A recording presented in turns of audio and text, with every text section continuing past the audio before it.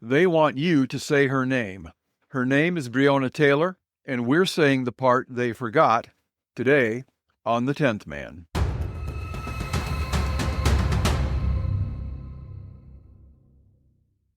Black fatigue is real and is directed squarely at black culture. Not the people. Everybody still judges people as individuals. But when you see black leaders like Oprah and Al Sharpton attacking the police in support of criminals and losers, you can see the culture is bankrupt. Today's false idol is Breonna Taylor. You've seen the photo, Breonna Taylor in an EMT uniform. Stoic, serious, a symbol of systemic injustice. But here's the truth the media doesn't want you to know. She wasn't working as an EMT when she died. She only did the job for 5 months. And the rest of her story?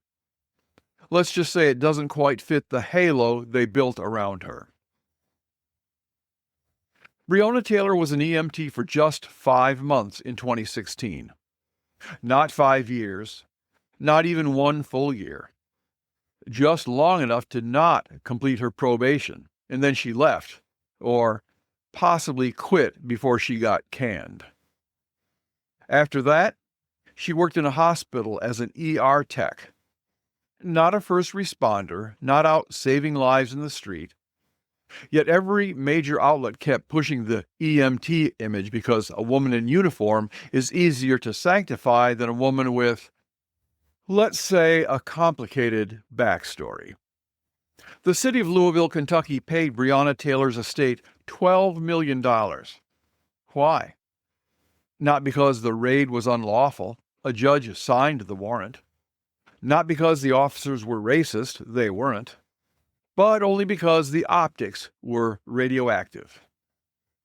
And her boyfriend, Kenneth Walker, the man who shot a cop during the raid, he walked away with a $2 million settlement of his own, after leading Breonna into the hallway where she was shot.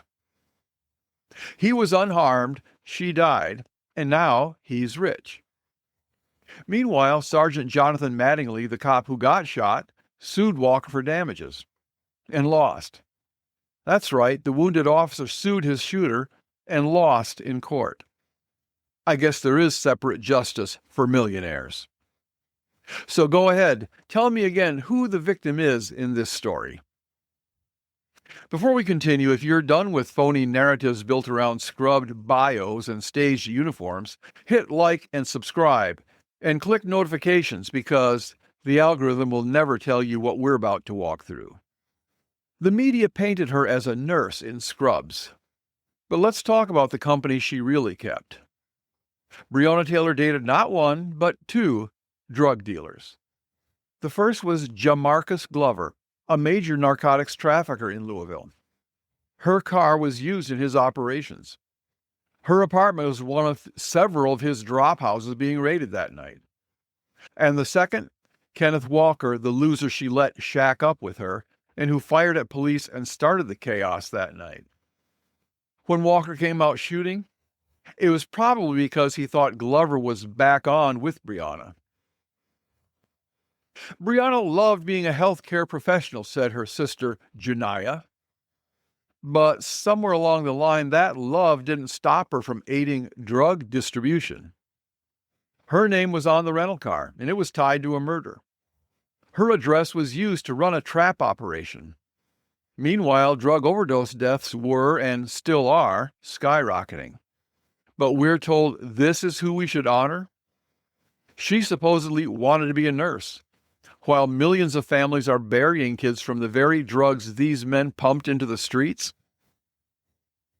Oh, and 2 murders were tied back to this healthcare professional through associations with her ex.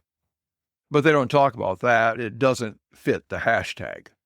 Now ask yourself, if she was an EMT and a medical professional, where are her glowing performance reviews? Where are the "she saved my life" stories from patients or from coworkers? They don't exist because she wasn't in the job long enough to make a dent. If she had been exceptional, I'm sure we would have heard about it. Instead, we just get the uniform photo over and over with nothing else to show for it. And that photo? It was taken in 2016, 4 years before her death. It shows her during the 5-month job she left before even completing probation, yet that outdated image became the emotional centerpiece of a national movement. Repeated over and over, not because it reflected reality, but because it fits the script. And that's what it takes to train AI and the search engines, and we told you all about that in the last podcast. Now let's step back. Why do the media elevate some people and bury others based not on character or achievement, but on narrative? Breonna Taylor was a woman who made some very poor choices. She dated drug dealers, let one use her address, and walked into a hallway behind a man who opened fire on cops. She was probably rushing to the door to cover for him. We don't know. But she wasn't shot in her sleep. She wasn't saving lives. She was in the crosshairs of a drug investigation, and sadly, her death was the result of a chain of bad decisions, many of them hers. And yet she gets the murals, the Oprah magazine cover, the legacy, the imaginary career and future grandiose aspirations. Now compare that to someone like Justice Clarence Thomas. Born into poverty in the segregated South, he rose to become the second black Supreme Court justice in U.S. history. But because he doesn't follow the left's political script, he's smeared as a traitor to his race, while less accomplished men with rap sheets get the hero treatment. Now also compare that to someone like Dr. Ben Carson. Like Taylor, he was raised in Michigan by a single mother in poverty. Became the first surgeon, period, to separate conjoined twins at the brain. Built a medical legacy so profound, they made a Hollywood movie about him, starring Cuba Gooding Jr. But then he joined Trump's cabinet. Instantly, the media turned on him, called him a token and Uncle Tom, a sellout. Not for failing, for succeeding, but on the wrong team. Or take Bill Cosby. Now, let's be very clear, this is not a defense of any alleged crimes, but the attacks on Cosby began long before any courtroom drama. Back in 2004, Cosby gave a controversial speech, the famous pound cake speech, calling out fatherlessness, crime, and a lack of personal responsibility in the black community. And suddenly, the tide shifted.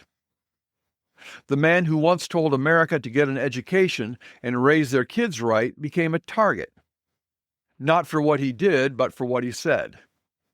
Now, years later, the allegations that finally took him down may be serious, but the cultural assassination began long before any accusers came forward. And you can't help but wonder if the momentum behind those allegations had more to do with what he represented than what he allegedly did. So here's the truth. Breonna Taylor wasn't a lifelong EMT. She wasn't a hero. She was a woman with poor judgment surrounded by dangerous men. And the media scrubbed her history cleaner than a campaign ad. If they have to lie to make someone a martyr, maybe they're not a martyr. Maybe they're a marketing campaign. This is the 10th man. We don't follow the crowd. We ask the questions the media refuse to.